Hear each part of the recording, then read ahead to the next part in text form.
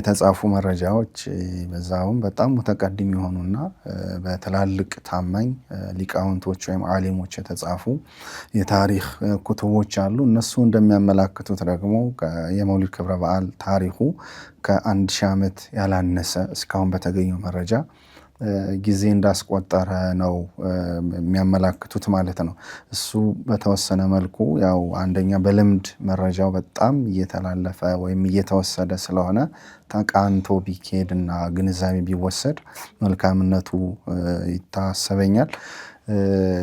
ሐረር አካባቢ በፈቂህ ሼህ ዑመር ሪዷ ወይም ደግሞ ሼህ ባድር ተብለው ይታወቃሉ።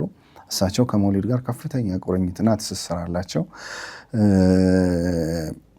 ከጎንደር አንዳንድ ዓሊሞች እሳቸው የኖሩ በ11ኛው ክፍለ ዘመን ነው።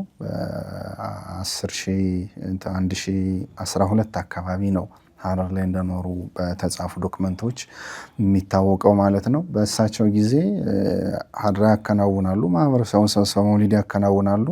ይህን ለመካፈል የተጻፉ መረጃዎች መሰረት ከጎንደርና ከራያ የሚሄዱ ሙስሊሞች ነበሩ፣ ይህን መድረኩን ለመካፈል ማለት ነው።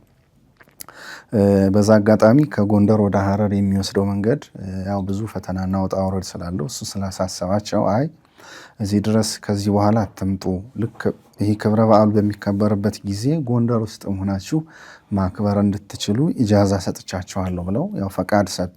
ከፈቃድም ባሻገር ለዛ የሚያግዝ ያው ልዩ ከራማ እንዳሳዩ ይነገራል። ያ እሳቸው የፈቀዱት ወይም ያመላከቱት ቦታ ጎንደር ዛሬም ድረስ ይታወቃል። ዛሬም ድረስ በየዓመቱ መውሊድ ይከበርበታል።